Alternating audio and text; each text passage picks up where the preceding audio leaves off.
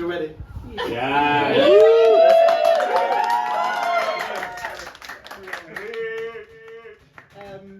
Thank you all for coming. Yay! Firstly, well done to Mr. Webb on assembling a wonderful cricket team. Yeah. And well done to Mr. Truman for assembling some very fun individuals. Wouldn't have any other way. For those of you who were at the Fortress closing down party a year ago, firstly, Ben, Raph and Rupert would like to extend their thanks for all your efforts in seeing as little of the deposit returned as possible. Thankfully, the landlord still hasn't noticed the foot-shaped hole that Max Hodden left in the roof. Secondly, do you remember Ben's feelings towards the momentous change that was leaving the Fortress? When we began flat hunting last summer, Ben was so scared of rocking the boat that the first flat he suggested viewing was only one street over from the Fortress. At one point, mid-house hunt, he genuinely posed me the question, is Kentish Town High Street the be-all and end-all? I think we can all agree it is in fact not. Since that point, we've experienced a world of changes. We've left behind the Fortress for good, along with the cooing pigeons, the deathly spiral staircase, and that god-awful bathtub shower thing. We've discovered the delights that East London has to offer.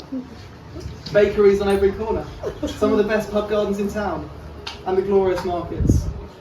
Rupert, have you been to Columbia Road Market yet? There's still a couple Sundays left, I think, before you leave. Tomorrow. I was made single for the first time in my adult life, for all of about 4 months.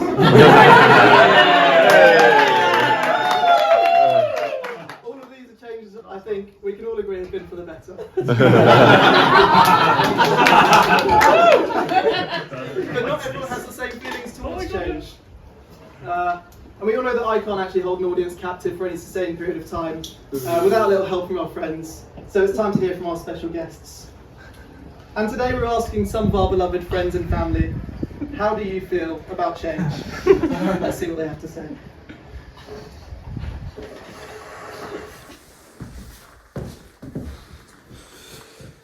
Is this all good? Sweet. Hi, I'm George. I've known Ben for 8 years now. We met playing American football at uni, and now I have the pleasure of calling him a close acquaintance. What does change mean to you? Yeah, one of the things that immediately comes to mind when talking about change is a truly beautiful spoken word poem by the late great LaShawn Parish Crooks. Would you mind if I read you some? Great. Good evening all. I considered long and hard how to answer the question of how I feel about change. Life is indeed full of it. My short presentation will summarise some of those for you now. So let's start with some of the negative changes. And is there truly a worse change than climate change? Whenever I get gloomy about the state of the world, I think about the arrivals gate at Heathrow Airport. General opinion is that we live in a world of hatred and greed. Well, I don't see that. It seems to me that change actually is all around. Change. What does change mean to me? Well, I'm a woman of science. When I think of change, I think of entropy. Anything within a closed system will always tend towards disorder. Change is all about opportunity, potential, new horizons, the mystery of what lies ahead. Well, I think change is inevitability. There is no escape. Well, I think, to really see the positives of change, you've got to think not about where we're heading, but, where we've come from. Often it's not particularly dignified or newsworthy, but it's all there. It's between fathers and sons, mothers and daughters, boyfriends, girlfriends, old friends. But worse than all that put together, rising temperatures increases the chances of hotter British summers, and with that, the chances of grown men parading around with their tops off. Appalling. A life without change, it's the F1 with no race day, it's League One with no 8th, 9th place battle. A life without change is a life where Fleetwood Mac decided the chain only needed to be 3 minutes and 2 seconds long. You know, without the changes that came before, we don't find ourselves here today. And without further changes, we'll just find ourselves left behind. And how do you think Ben feels about change? We're talking about a man who refused to leave the fortress for years. He had, 5 flatmates, 6 if you include the Great Summer of Bates. The same man who, if he has 2 plans on one day, is physically unable to change venues, no matter how excited he is for the second session. I can imagine that a life-changing event for Ben may feel almost like an attack on his very essence. I've managed to breed a son that is completely against change and is the original Peter Pan. He has never liked to change things when he was in a situation, particularly visiting friends. If he was having a good time, he would kick and scream like you wouldn't believe and literally throw his toys out the pram. It has been during this exciting period of our lives that Ben Webb has undertaken the monumental career shift from selling Stella Artois to Asda to selling Budweiser to Tesco. I personally have gone from humble history graduate to working for Dan Bugler's dad at his property company. And Rupert Truman has gone from hosting Pointless on the BBC to senior consulting sales engineer at Splunk. If they can do it, anyone can. As far as I know, when the plane struck the Twin Towers, Something that my dear friend Ben knows very well is tending towards disorder. But as of late, there are some other people who are tending towards their own disorder. And I must say, I don't think he likes that very much. But you know what? I think I need to go for a quick walk to decide how I feel about change. So yeah, if you don't mind. Hello, Alex. Hi, yeah, it's Scott. How have you been? Yeah, do you mind just holding the line? I'm just going to add Susie to the call. Hi, Sue. Hi, Alex. Yeah, thanks for joining me. I just need to talk to you about change. Do you have any advice for him? Some advice. Ben, from here on, take the following approach to change. Look at it lovingly in the eyes. Hold that gaze for an uncomfortably long period of time. Take the hand of change and take it on a nice walk along the river.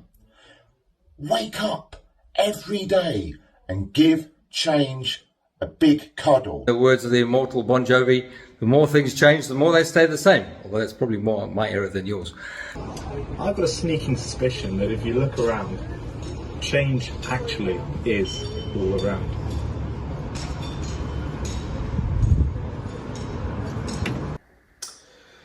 So while I know you will shed a tear for every beer you shared over these past few years, remain thankful that any lows you feel now are all because the highs were so very high. And while situations vary, the friendships and memories you've built will never, ever change. You good? Sweet. Cheers, guys.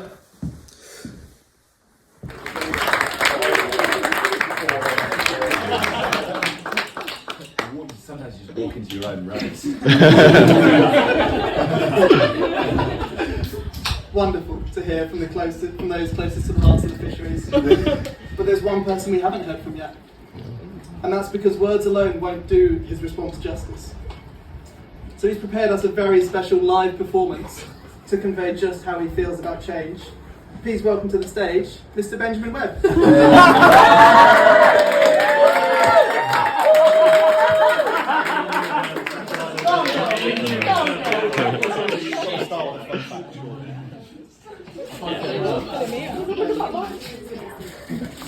Talk amongst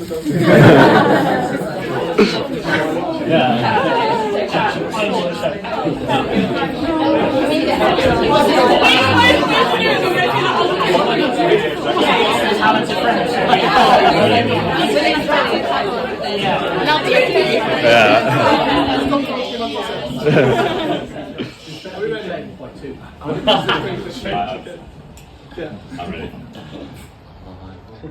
We're now going to listen to Fearing Change by Benjamin Webb.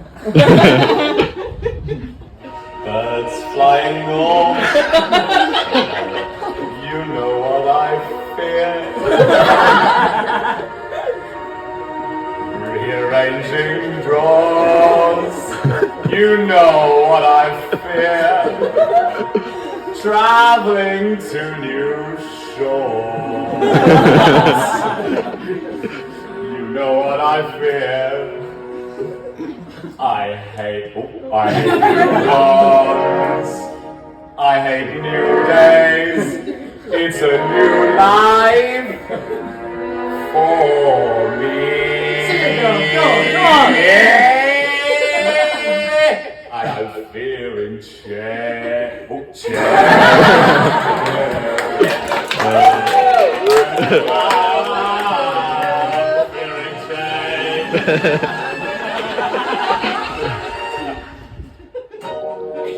Meeting new friends, Pascal. Seeing new trends, you know what I fear. Trying on new scents. You got Louise Wong. I hate you dogs, I hate you days. It's a time for me. Oh no! That's a hard fight.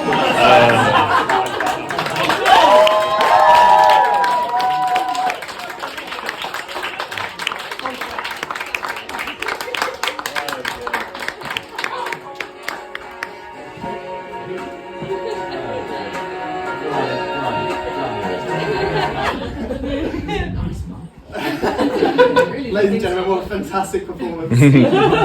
I'm sad to tell you, Ben, but the changes don't stop here. There's plenty still to come. In just a couple of weeks, you'll be leaving us to move south of the river into the marital suite within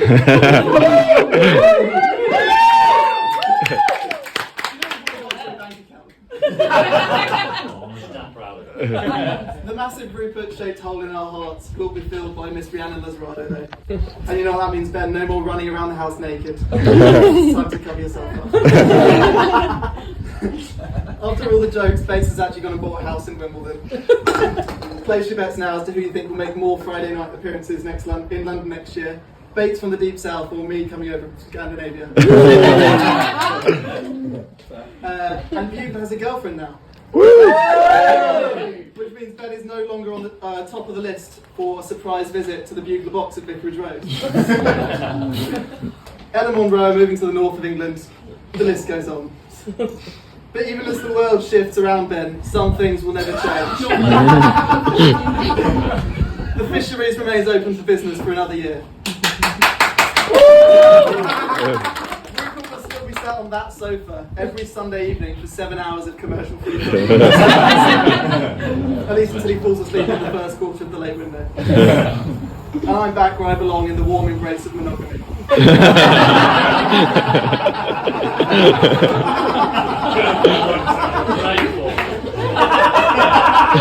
And despite being the richest man in the world, George still hasn't bought a house. He's staying put in my wicket for now. Thank you all for coming and a wonderful game of cricket. I've actually got to be somewhere rather urgently, but don't worry, I'll be back later for the big boogie at Metropolis. And remember, learn to embrace change and practice what you preach. We'll see you again at the next chairman's speech.